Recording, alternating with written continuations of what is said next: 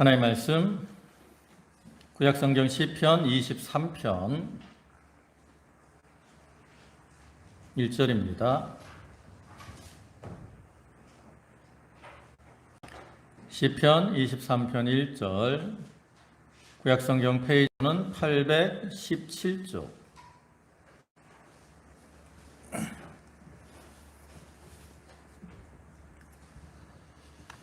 1절부터 6절까지 말씀입니다. 봉독하겠습니다. 여호와는 나의 목자시니 내가 부족함이 없으리로다. 그가 나를 푸른 조장에 누이시며 쉴만한 물가로 인도하시는도다. 내 영혼을 소생시키시고 자기 이름을 위하여 의의 길로 인도하시는도다. 내가 사망의 음침한 골짜기로 다닐지라도 해를 두려워하지 않을 것은 주께서 나와 함께 하심이라. 주의 지팡이와 막대기가 나를 안위하시나이다. 주께서 내 원수의 목전에서 내게 상을 베푸시고 기름으로 내 머리에 바르셨으니 내 잔이 넘치나이다. 나의 평생의 선하심과 인자하심이 정녕 나를 따르리니 내가 여호와의 집에 영원히 거하리로다. 아멘. 예, 할렐루야. 예, 지난 한 주간도 은혜 가운데 평안하셨습니까? 오늘 이 시간에도 예배하러 모인 모든 성도들에게 하나님의 은혜와 사랑과 축복이 충만하시기를 주님의 이름으로 축원합니다.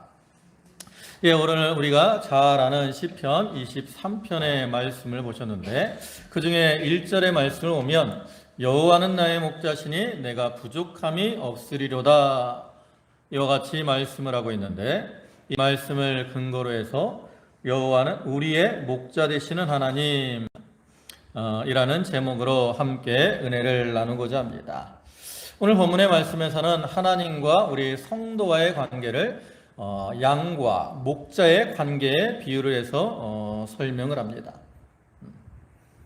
우리가 성경을 보면 하나님과 우리 성도의 관계, 또 우리 성도와 예수 그리스도의 관계를 여러 가지로 비유를 하고 있는 것을 볼 수가 있습니다. 그래서 아버지와 아들의 관계로 비유를 하기도 하고요. 또 왕과 백성의 관계로 비유를 하기도 합니다.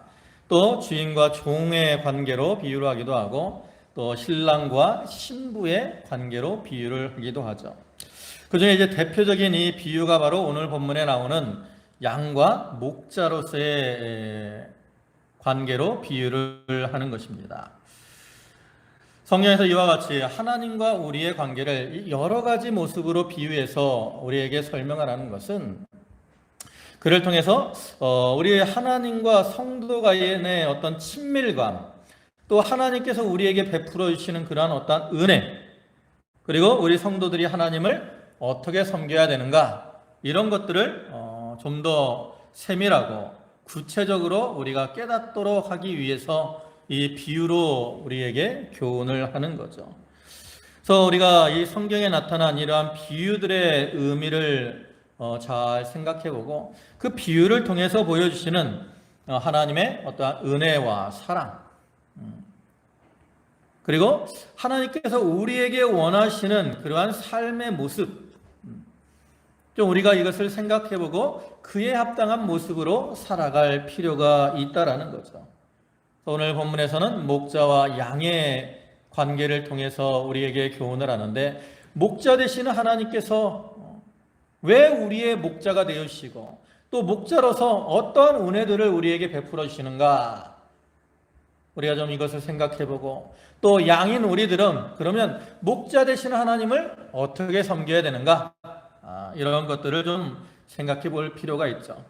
그래서 우리가 이것을 잘 이제 마음에 새기고 목자 되시는 주님이 우리를 부르시는 그 음성에 반응해서 주님께 가까이 나아가 주님과 동행하며 사는 성도들이 다 되도록 해야 되겠습니다. 이와 같이 오늘 본문에서는 우리 하나님을 목자로, 또 우리 성도들을 양으로 비유하는데, 이것은 하나님께서 목자로서 행하시는 그러한 모습을 우리에게 교훈하는 동시에 우리 성도들이 양과 같은 이러한 특징을 가지고 있음을 교훈하는 겁니다. 그래서 우리 성도들은 다 양과 같은 존재들이라는 거죠. 그래서 양과 같은 특성을 가지고 있다라는 거예요. 그럼 양은 어떠한 특성을 가지고 있을까? 이걸 이제 좀 생각을 해보면 양은 좀 어리석은 그러한 동물이라고 합니다. 그래서 인터넷에서 양의 특성을 검색해 보면 양의 특성을 몇 가지로 말을 합니다. 그걸 보면 양은 눈이 나쁘다 그래요. 눈이 아주 나빠서 앞에 보이는 걸 뚜렷하게 보지 못하고 희미하게 본다 그래요. 그러니까 뚜렷하지 못하기 때문에 잘못된 것을 따라가는 경우가 많죠. 또 이렇게 눈이 나쁘기 때문에 양은 잘 속는다고 합니다. 그래서 사나운 짐승들, 뭐 늑대나 이러한 여우나 이런 짐승들이 양을 이렇게 유인을 하면 잘 속아가지고 따라갔다가 사로잡혀 죽고 만다는 거죠. 또 양은 재빠르지 못하다 그래요. 다리가 강하지 못하기 때문에 재빠르지 못하고 또 쉽게 넘어지고 또 넘어지면 잘 일어나지도 못한다 그래요. 양은 이렇게 한번 넘어지면 이렇게 발라당 하고 자빠져가지고 이 목자가 일으켜주지 않으면 혼자서는 잘 일어나지도 못한다고 합니다. 그리고 또 양은 이기적이고 제멋대로라 그래요. 그래서 양이 이제 이렇게 모여 있을 때 그 새끼 양들이 가서 이 어미 양이 어떤 건지 모르지만 양에 가서 이렇게 젖을 먹으려고 하면 뿌리치고 자기 먹이 찾아서 먹는데 바쁘다는 거예요. 그래서 양들은 잘 단합이 되지 않는다. 또 시력이 나쁘기 때문에 방향 감각도 없어가지고 마음대로 가다가 아무데로나 가다가 골짜기에서 떨어지기도 하고 그런 일들이 많다 그러죠. 그리고 또 한 가지 특징은 양은 죽을 때 온순하대요. 우리가 이 돼지나 소나 이런 짐승들은 죽이려고 그러면 어떻게 해요?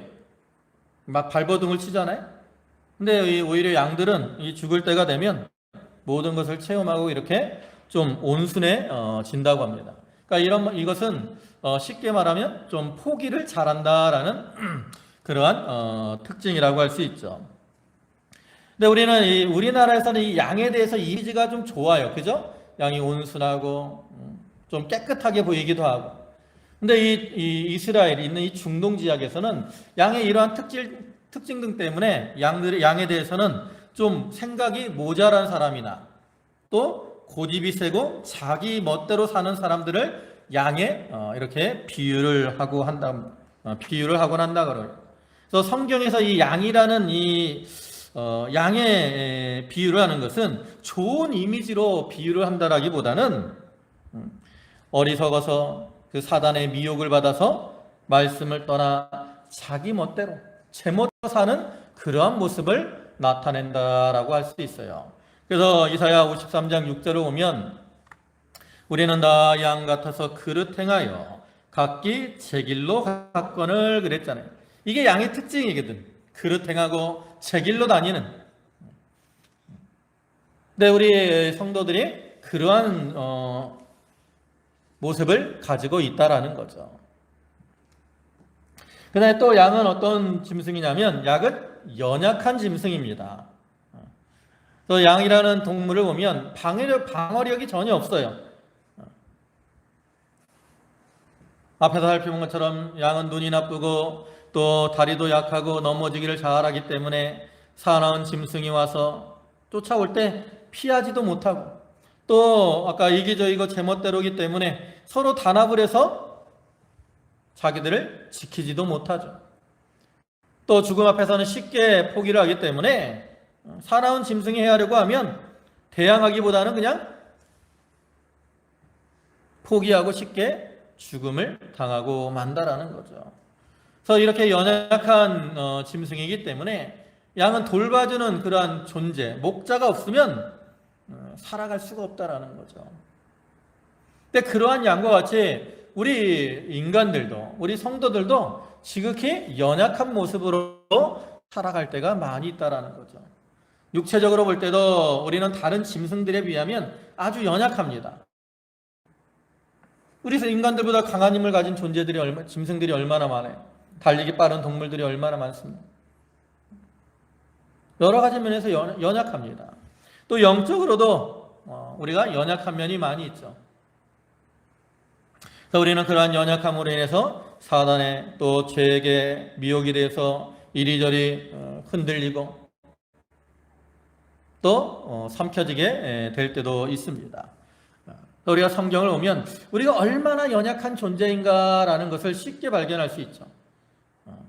하와나 또 가인 그 후예들, 또 노아 시대, 또 바벨탑 사건, 이러한 그 다음에 이 이스라엘 백성들에게 이르기까지 참 그들이 쉽게 죄를 범하고 쉽게 넘어지고 실족하는 모습을 많이 볼 수 있잖아요. 그만큼 참 우리가 연약한 존재라는 것을 알 수 있어요.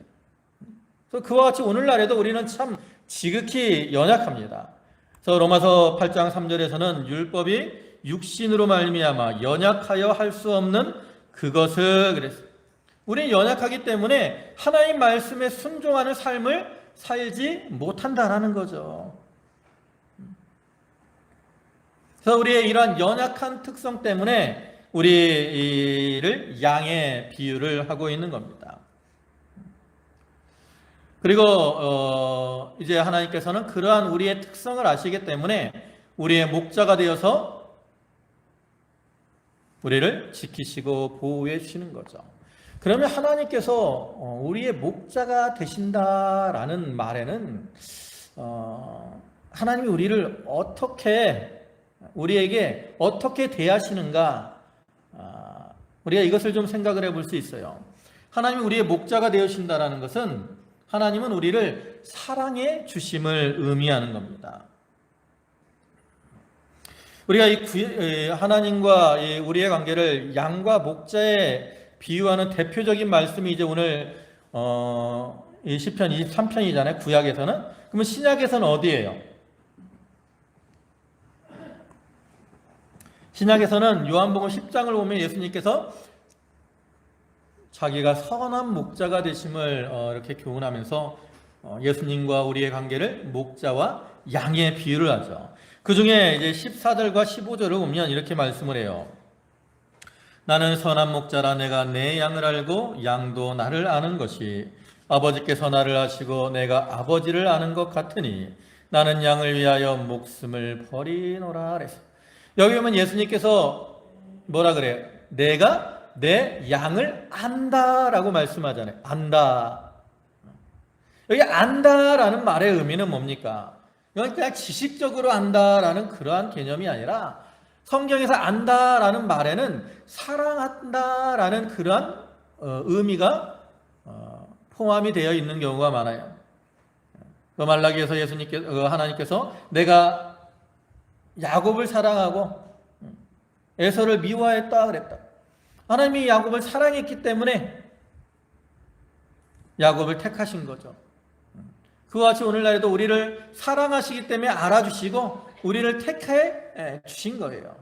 그러니까 하나님이 우리의 목자가 되신다라는 말은 그만큼 우리를 사랑해 주시는 것을 의미하는 겁니다. 그래서 목자 되시는 주님께서는 우리를 사랑하시기 때문에 우리를 구원해 주셨고 또 우리의 이름을 일일이 다 기억해 주시죠. 10장 3절 보면 끝에 뭐라고 합니까? 그가 자기 양의 이름을 각각 불러 인도하여 내느니라 그랬어요. 양의 이름을 어떻게 해요? 각각 불러요. 그 이름을 다 아시기 때문에 그 이름을 기억하시고 일일이 그 양들을 다 불러주시는 거죠. 그리고 우리를 사랑해 주시기 때문에 앞에서 보신 그 요한복음 10장 15절에서는 뭐라 그래요? 그가 자기 양을 위해서 목숨을 버리노라 그랬잖아요. 이와 같이 목숨을 버리기까지 우리를 사랑해 주신다는 거예요. 그래서 하나님께서 우리의 목자가 되어주신다라는 말에는 우리를 사랑해 주신다라는 그러한 뜻이 포함이 되어 있는 겁니다. 그런데 또 하나님이 우리의 목자가 되신다는 어떤 의미냐면 우리의 필요를 채워주시는 것을 의미합니다. 거기 1절을 다시 보시면 여호와는 나의 목자시니 내가 부족함이 없으리로다 그랬어요. 이 시를 기록한 사람이 누구죠? 여기 뭐라고 써 있어요? 누구의 시? 다윗의 시, 그죠? 다윗이 기록을 한 거예요. 다윗은 누굽니까? 이스라엘의 왕이라고, 그죠? 사울의 뒤를 이어서 이스라엘의 왕이 된 사람이 다윗이죠. 또 다윗 시대는 그 이스라엘 나라가 다윗과 솔로몬 시대에 가장 부강했어요. 그래서 이스라엘이 그 하나님이 약속하신 영토를 차지한 때가 바로 이 다윗 시대라고. 그 다윗은 이스라엘의 그러한 부강한 시대의 왕이었기 때문에 부족함이 있었겠습니까? 없었겠습니까? 근데 다윗이 여기서 이처럼 부족함이 없다. 이 부족함이 없다라는 것은 무슨 궁핍하거나 모자라지 않다라는 뜻인데, 그럼 그가 왕이었기 때문에 이렇게 부족함이 없었을까? 그건 아니라는 거죠. 다윗이 처음부터 왕이었어요? 아니었습니다. 다윗은 처음에는 그 아버지의 양을 치는 목동이었죠. 그다음에 그가 왕이 되기 전에도 사울에게 쫓겨서 이리저리 도망을 다녀야 됐어요. 또 다윗의 말기에는 다윗의 아들인 압살롬이 반역을 해가지고 쫓겨가지고 또 도망을 가야 하기도 했죠. 또 뒤에 보면 다윗이 내가 사망의 음침한 골짜기로 다닐지라도 이렇게 표현을 하잖아요. 또 원수의 목전에서 이렇게 표현을 하기도 해요. 그걸 보면 다윗이 사망의 음침한 골짜기와 같은 곳도 다니고 원수의 목전에 서기도 하는 그러한 상황들을 경험을 했다라는 걸 우리가 알 수 있어요. 근데 그러한 상황들을 경험했음에도 불구하고 다윗은 뭐라는 거예요? 내가 부족함이 없다 라고 고백을 하는 거죠. 그는 왕이었을 때만 부족함이 없었던 게 아니라 왕이 되기 이전에 사울에게 쫓겨다닐 때에도, 또 아들의 반역으로 인해서 참 도망을 다닐 때에도 그는 부족함이 없었다라는 거예요. 왜? 하나님이 다윗의 필요를 채워주셨다라는 거죠. 그래서 그걸 체험했어요. 또 앞으로의 삶 속에서도 하나님이 자기의 부족함을, 필요를 채워주실 것을 다윗이 확신하고 나갔다라는 거죠. 그렇기 때문에 다윗은 이와 같이 내가 부족함이 없다라고 표현하는 거예요. 앞에서 말씀드린 것처럼 다윗은 왕이 되기 전에 아버지의 양을 치는 목자였습니다. 그 다윗이 목자로서 생활할 때 모습이 이제 사무엘상 17장 34절과 35절에 나오죠. 다윗이 이렇게 말을 해요. 다윗이 사울에게 고하되 주의 종이 아비의 양을 지킬 때에 사자나 곰이 와서 양떼에서 새끼를 움키면 내가 따라가서 그것을 치고 그 입에서 새끼를 건져내었고 그것이 일어나 나를 해하고자 하면 내가 그 수염을 잡고 그것을 쳐 죽였었나이다. 이 말은 뭡니까? 다윗이 자기가 목자로서 양을 지킬 때 이렇게 했다라는 거예요. 양들을 지키고 보호하며 양들의 필요를 채워주는 그러한 일을 했다라는 거죠. 자기가 목자로서 있을 때 그렇게 한 것처럼 하나님께서도 이제 나의 목자가 되어서 나를 이렇게 지키시고 보호하시며 필요를 채워주시는 그러한 분이시구나, 이것을 다시 확신했기 때문에 여호와는 나의 목자시니 내가 부족함이 없으리로다 라고 다윗은 고백을 하고 있는 거예요. 그래서 이와 같이 하나님은 다윗의 고백과 같이 하나님은 우리의 목자가 되셔서 우리의 필요를 하시고 우리의 부족함을 채워주시는 그러한 분이 되신다는 거죠. 그러면 이제 하나님께서 우리의 목자가 되어지는데, 하나님은 단순히 우리의 목자가 되어주실 뿐만 아니라 또한 목자로서 일을 하십니다. 목자로서 일하셔서 우리 양인 우리를 안전하게 또 평안하게 살아가게 해주시는 거죠. 그럼 이제 하나님께서 목자로서는 어떠한 일을 하실까? 오늘 본문에서는 하나님 목자로서 행하시는 모습을 크게 세 가지로 말을 합니다. 첫째로는 목자이신 하나님은 어떤 일을 하시나? 양을 인도하시는 일을 합니다. 요한복음 10장 4절을 보면 자기 양을 다 내어놓은 후에 앞서간다 그랬어요. 앞서가는 게 뭐예요? 앞에서 인도한다라는 그러한 의미죠. 목자이신 하나님께서, 목자이신 예수님께서 우리 앞에 가시면서 우리를 인도하셔요. 그러면 하나님이 인도를 하시는데 우리를 어디로 인도하실까? 첫째로는 어디로 인도한다고 말씀을 합니까? 거기 보면 2절을 보면 그가 나를 푸른 조장에 누이시며 쉴만한 물가로 인도하시는도다 그랬어요. 이와 같이 푸른 초장 또 쉴만한 물가로 우리를 인도해 주십니다. 여기서 말하는 푸른 초장은 양들이 먹을 풀이 아주 풍성한 것이고 또 양들이 편히 누워서 쉴 수 있는 그런 안전한 곳이죠. 또 쉴만한 물가는 물이 아주 잔잔하고 깨끗한 물이 흘러가지고 양들이 그 물을 먹기에 아주 적당한 장소를 가리켜요. 물이 아무리 좋아도 물이 막 사납게 흐르면 세차게 흐르면 이 양들은 겁이 많기 때문에 그 물을 먹을 수가 없습니다. 그랬더니 하나님께서 이와 같이 푸른 초장과 쉴만한 물가로 인도하신다라는 것은 목자가 양들을 가장 평안없고 어떤 안전하고 또 평화롭고 풍요로운 곳으로 인도해 주게 하는 거죠. 그와 같이 오늘날 우리의 목자 되신 하나님께서도 우리 성도들을 육신적으로 풍요롭고 안전한 곳으로 인도해 주십니다. 또한 영적으로도 우리를 풍요로운 곳으로 인도해 주시죠. 그래서 우리는 그러한 하나님의 인도를 따라 살 때 부족함이 없이 살아갈 수 있습니다. 요즘 사람들이 뭐에 관심이 제일 많아요? 건강에 관심이 제일 많습니다. 건강, 또 웰빙, 다이어트. 또 TV 프로를 봐도 이렇게 먹는 거, 이렇게 힐링하는 거 이런 것들이 아주 많이 나오는 것 같아요.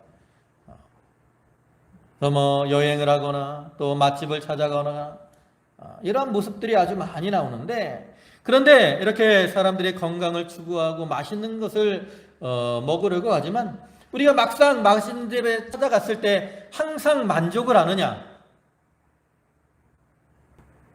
그러지 못할 때가 많아요. 왜냐하면 인터넷에 나오는 이러한 맛집이나 이런 것들이 100% 신뢰할 수가 없어요. 사람들은 이 세상에는 거짓된 것이 많고 또 불완전하기 때문에 우리가 거기서 참된 만족과 기쁨을 누리지 못할 때가 많이 있다라는 거죠. 그러나 우리가 섬기는 하나님은 참 진실하시고 완전하신 하나님이시기 때문에 그런 하나님께서 우리를 인도하시는 것에서는 우리가 참된 기쁨, 또 참된 평안, 참된 만족 이런 것들을 누리며 살아갈 수가 있는 거죠. 다음에 하나님은 우리를 어디로 인도하시느냐? 3절에 보면 자기 영혼을 소생시키시고 자기 이름을 위하여 의의 길로 인도하시는도다 그랬어요.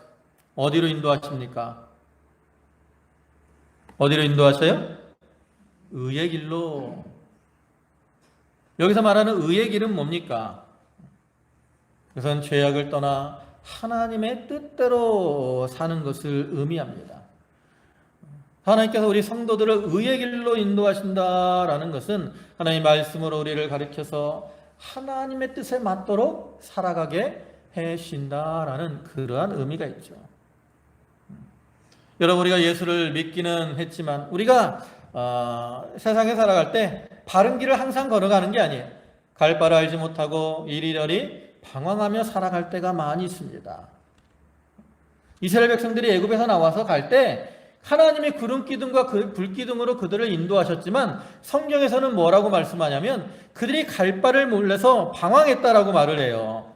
시편 107편 4절과 5절을 보면 저희가 광야 사막길에서 방황하며 거할 성을 찾지 못하고 줄이고 목마름으로 그 영혼이 속에서 피곤하였도다 그랬어요. 광야 생활이 이랬어요. 이스라엘 백성들이. 그와 같이 우리도 이 광야와 같은 세상에서 방황하며 줄이고 목마름으로 고통을 당하는 피곤한 그런 상황에 처할 때가 있다라는 거죠. 그런데 이 말씀 뒤에 보면 뭐라고 하냐면 그러한 이스라엘 백성들을 하나님께서는 바른 길로 인도해 주셨다라고 말을 해요. 이어서 시편 107편 6절과 7절을 보면 이에 저희가 그 근심 중에 여호와께 부르짖음에 그 고통에서 건지시고 또 바른 길로 인도하사 거할 성에 이르게 하셨도다.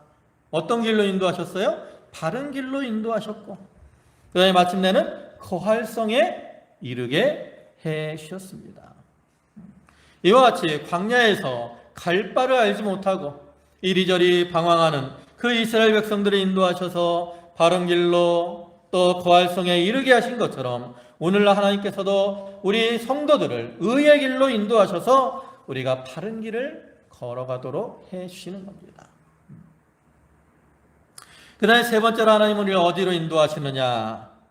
본문 4절을 보면 내가 사망의 음침한 골짜기로 다닐지라도 해를 두려워하지 않을 것은 주께서 나와 함께 하심이라. 여기 어느 길로 인도하십니까? 사망의 음침한 골짜기로도 인도를 하십니다. 하나님 우리를 푸른 초장 실만한 들과 또 의의 길로만 인도하시는 것이 아니라 어떤 때는 사망의 음침한 골짜기와 같은 곳으로 인도하시기도 한다는 거죠. 우리가 다니엘서를 보면 사드락 메삭 아벳느고가 어디로 들어갔습니까? 풀문불에 들어갔어요. 다니엘은 어디에 들어갔습니까? 사자굴에 들어갔어요. 이것이 바로 사망의 음침한 골짜기와 같은 그러한 곳이라고 할 수 있습니다. 성경의 인물들만 그러한 곳으로 가느냐? 그렇지 않습니다. 우리의 삶 속에서도 우리가 사망의 음침한 골짜기에 들어간 것 같은 그러한 상황을 만날 때가 있어요.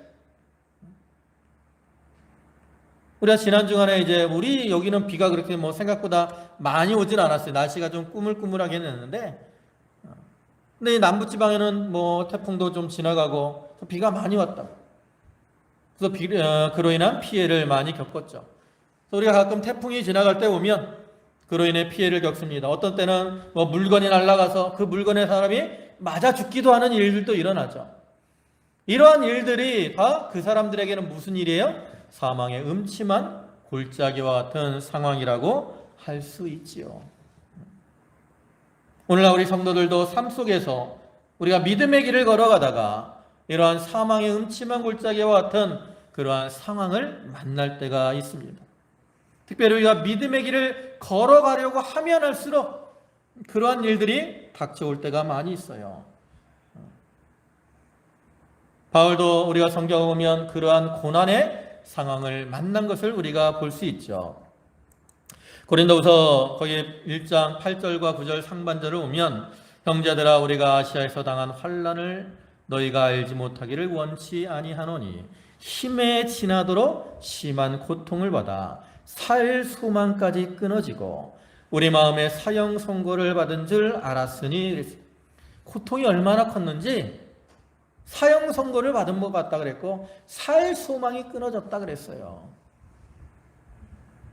이런 이 바울의 고난에 대해서 뒤에 이제 11장에서는 좀 더 구체적으로 말합니다. 그래서 거기 보면 내가 수고를 넘치도록 하고 옥에 갇히기도 더 많이 하고 매도 수없이 맞고 여러 번 죽을 뻔하였으니 유대인에게 40에 하나 감한 매를 5번 맞았으며 3번 태장으로 맞고 1번 돌에 맞고 3번 파선하는데 일주일을 기품에서 지냈으며. 이러한 고난을 많이 겪었다 그래요. 아까 예배 전에 장로님하고 이제 낙모사님 어제 생신이었는데 좀 몸이 안 좋으셨던 것 같아요. 장로님들 얘기하시다가 저번에 몸이 안 좋아져갖고 설사가 났는데 죽는 게 좋겠다라는 그런 느낌이 들었다. 우리가 힘들고 어려운 상황을 만나면 그와 같이 마치 사망의 음침한 골짜기에 빠진 것과 같은 그런 괴로움에 처할 때가 있다는 거죠. 우리가 예수를 믿으면 그런 일이 없을 것이라고 생각을 할 때가 많은데 그렇지 않다라는 거예요. 그러면 우리가 알아야 될 것은 왜 하나님께서 우리를 이와 같이 사망의 음침한 골짜기 같은 곳으로 인도를 하실까? 그러한 것에는 2가지의 목적이 있습니다. 하나는 연단하기 위해서, 그죠? 우리 성도들을 연단하시기 위해서 하나님이 우리를 힘들고 괴로운 사망의 음침한 골짜기 같은 것으로 인도를 하십니다. 그 다음에 또 한 가지는 뭐냐면 다른 것들을 의지하지 않고 하나님만 의지하며 살도록 하기 위해서입니다. 우리가 세상적으로 잘 나갈 때는 우리가 뭘 의지해요? 다른 것들을 의지할 때가 많아요. 돈을 많이 벌면 돈을 의지할 때가 많고 높은 자리에 올라가면 권세를 의지할 때가 많고 자녀들이 잘 되면 자녀들을 의지할 때가 많고 하나님, 우리가 그러한 세상의 것들을 의지하지 말고 하나님만 의지하며 살도록 하기 위해서 이렇게 힘들고 괴로운 사망의 음침한 골짜기와 같은 곳으로 인도할 때도 있다라는 거죠. 그러나 하나님은 우리가 사망의 음침한 골짜기에 들어갔을 때 중요한 건 뭐예요? 인도하시고 우리를 떠나는 게 아니라는 거죠. 아까 오늘 본문에서 뭐라고 해요? 해를 두려워하지 않을 것은 주께서 누구와 함께 하심이라. 나와 함께 하심이라. 그죠? 누구와 함께 하세요? 여러분, 누구와 함께 하세요? 하나님이 나와 옆에 있는 집사님하고 함께 하는 게 아니에요. 물론 옆에 있는 집사님하고도 하지만 중요한 건 누구예요? 나라고. 그죠? 나. 하나님은 누구와 함께 하셔요? 나와 함께 하시는 거예요. 더 넓게 말하면 우리와 함께 하시는 건데, 개인적으로 생각하면 누구와 함께 하셔요? 나와 함께 하시는 거예요. 내가 어느 자리에 있든지, 내가 힘들고 괴로울지라도 하나님은 나와 함께 하신다고. 사드락 메삭 아벳느고가 풀무불에 들어갔을 때 3명이 들어갔는데 4명이었잖아요. 누가 함께 하신 거야? 하나님 함께 하신 거예요.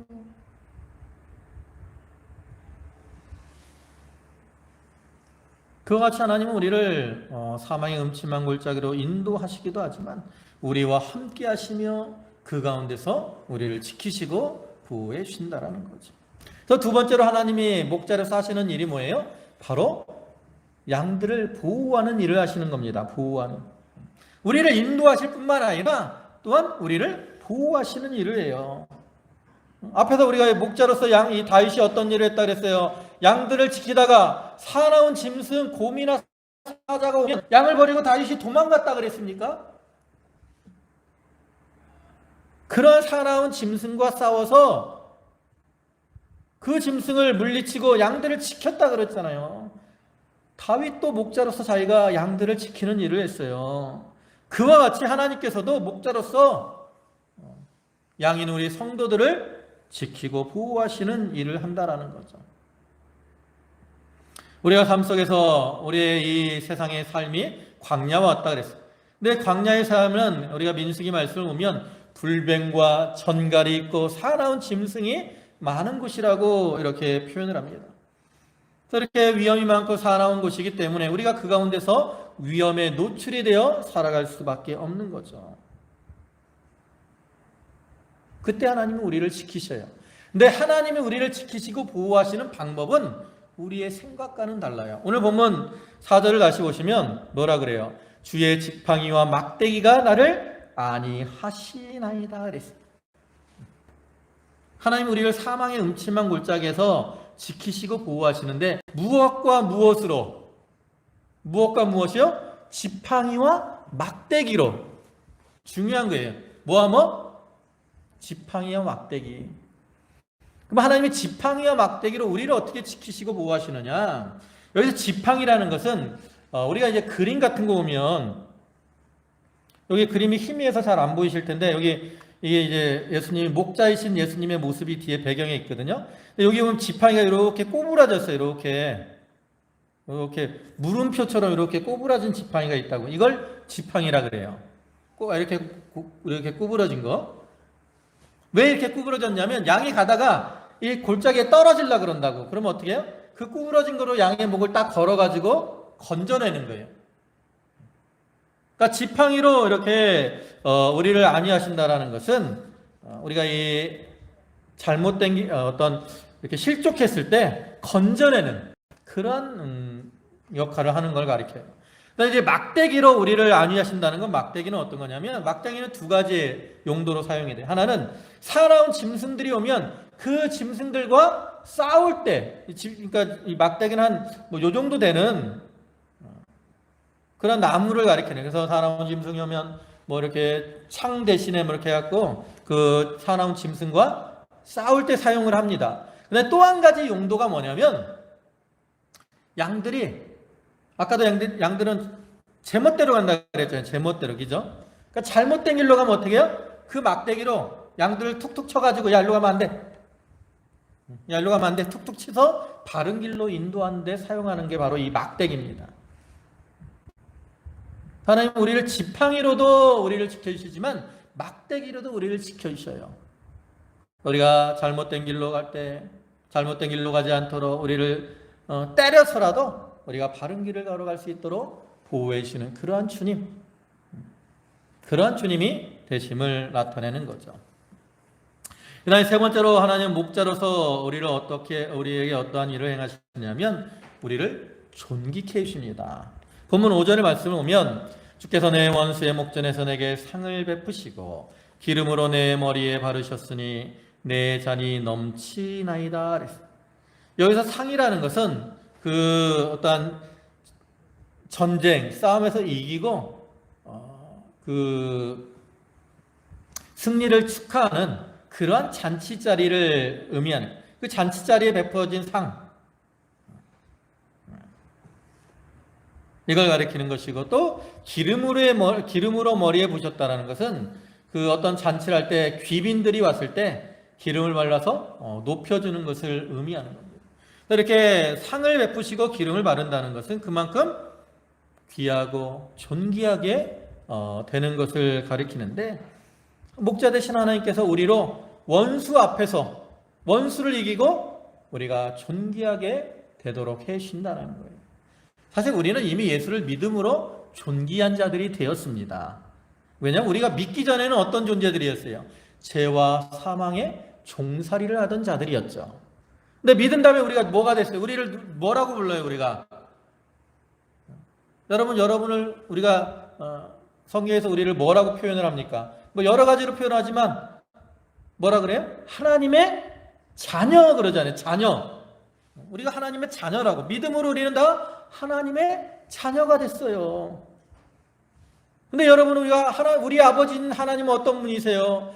만물의 창조주가 되시고 만왕의 왕이 되시잖아요. 그러한 하나님의 자녀니까 우리가 얼마나 존귀한 자가 됐습니까?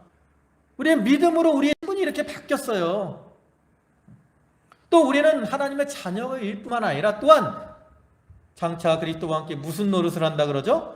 왕 노릇을 할 사람들입니다. 요한계시록 20장 6절 보면 이 첫째 부활에 참여하는 자들은 복이 있고 거룩하도다. 둘째 사망이 그들을 다스리는 권세가 없고 도리어 그들이 하나님과 그리스도의 제사장이 되어 1000년 동안 그리스도로 더불어 왕 노릇하리라. 뭔 노릇해요? 왕 노릇한다고. 또 우리는 다 이미 지금 우리가 이 세상에서도 왕 노릇을 하고 있어요. 우리가 느끼지 못할 뿐이지. 또 장차 주님이 재림하시면 실제로 왕 노릇을 하게 된다고. 이렇게 왕이 됐으니까 얼마나 우리가 존귀케 된 겁니까? 근데 그게 누가 해주신 거예요? 목자 되신 하나님께서 그렇게 해주신 거라고요. 이것이 목자로서 하나님이 우리에게 하시는 그러한 일들이죠. 그러면 하나님께서 목자로서 우리에게 이러한 일들을 행해 주시는데, 그럼 양인 우리들은 이제 어떻게 살아가야 되겠습니까? 그런 은혜들을 누리며 그냥 가만히 있어야 돼요? 그래서 오늘 우리가 이제 목자로서 그러면 우리는 어떠한 삶을 살아가야 되느냐? 이제 간단하게 생각해 보면, 첫째는 목자로서 우리는 목자의 음성을 듣고 그분만 따라가야 됩니다. 요한복음 10장 3절부터 5절을 보면 문지기는 그를 위하여 문을 열고 양은 그의 음성을 듣나니 그가 자기 양의 이름을 각각 불러 인도하여 내느니라. 자기 양을 다 내어놓은 후에 앞서가면 양들이 그의 음성을 아는 거로 따라오되 타인의 음성은 알지 못하는 거로 타인을 따르지 아니하고 도리어 도망하느니라. 여기 오면 양들이 누구의 음성을 따라가야 된다라고 말해요? 목자의 음성을 듣고 목자를 따라가야 된다라. 그런데 예수님께서 여기서 말씀하실 때 타인의 음성이 있다라고 말씀을 하고 있어요. 양을 부르는 음성에는 목자의 음성도 있고 타인의 음성도 있어요. 우리가 그걸 분명히 기억을 해야 됩니다. 나를 부른다고 다 그게 목자가 아니야.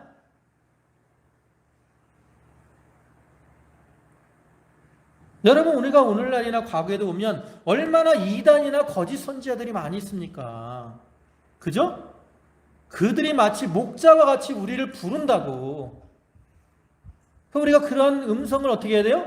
이게 목자의 음성인지 나를 이렇게 잡아먹으려고 하는 타인의 음성인지를 어떻게 해야 돼요? 잘 분별해야 돼. 여러분, 요즘은 이 정보가 아주 정보화 시대잖아요. 요즘은 정보가 아주 많아요. 과거에는 사람들이 몰랐어.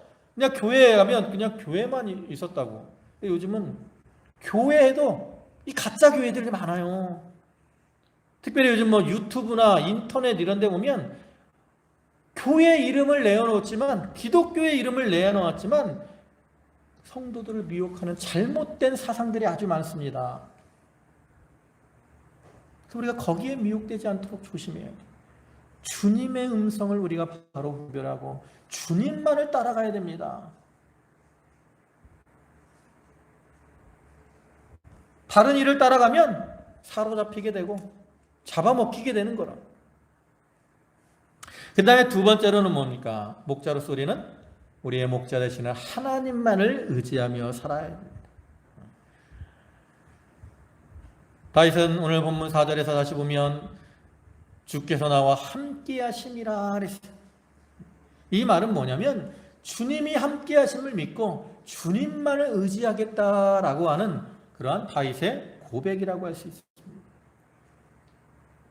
붉은 불에 들어갔던 사드락 메삭 아벳느고도 하나님만을 의지했어요. 다니엘도 사자굴이 앞에 있었지만 하나님만을 의지하고 하나님께 기도했습니다. 그와 같이 우리도 우리의 목자 되시는 주님만을 바라보고 하나님만을 바라보고 하나님만을 전적으로 의지하고 나아가야 돼요. 그러면 하나님께서 그러한 우리들을 이렇게 붙들어 주시고 보호하시고 또 복된 길로 인도하시며 여호와의 집에 그 안에서 평안을 누리게 해 주시는 거예요. 이제 말씀을 마무리하겠습니다. 하나님 우리의 목자시고 우리는 그분의 양입니다. 목자 되신 하나님께서는 우리를 사랑하셔서 우리를 지키시고 보호하시며 또 늘 인도하시되 앞서가며 우리를 부르고 인도해 주십니다. 여러분, 우리를 부르는 그러한 주님의 음성을 한번 생각해 보세요. 얼마나 그 음성이 부드럽고 또 간절할까. 그래서 우리가 이렇게 간절히 우리를 부르시는 그러한 주님의 음성을 듣고 이제 그 음성에 반응해서 주님과 동행하는 성도가 되어야 되겠습니다. 그리고 이처럼 주님과 동행함으로 하나님이 인도하시는 여호와의 집에서 참된 평안과 기쁨을 누리는 그러한 성도들이 다 되시기를 주님의 이름으로 축원합니다. 아멘. 기도하시겠습니다.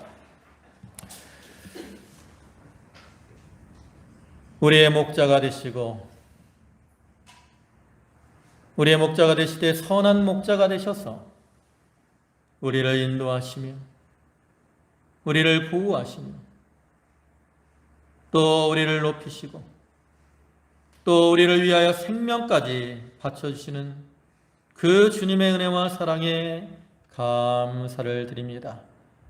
주여, 주님이 우리를 푸른 초장과 실만한 물가로 인도하시며 의의 길로 인도하시고 또 사망의 음침한 골짜기로 인도하실지라도 아버지 하나님, 우리가 그 가운데 주님이 함께 하심을 믿고 우리를 안위하심을 믿고 주님을 바라보고 이제 주님의 음성을 따라 주님과 동행하며 그로 말미암아 이제 여호와의 집에서 영원한 평안과 안식을 누리는 삶을 살아가게 하여 주시옵소서.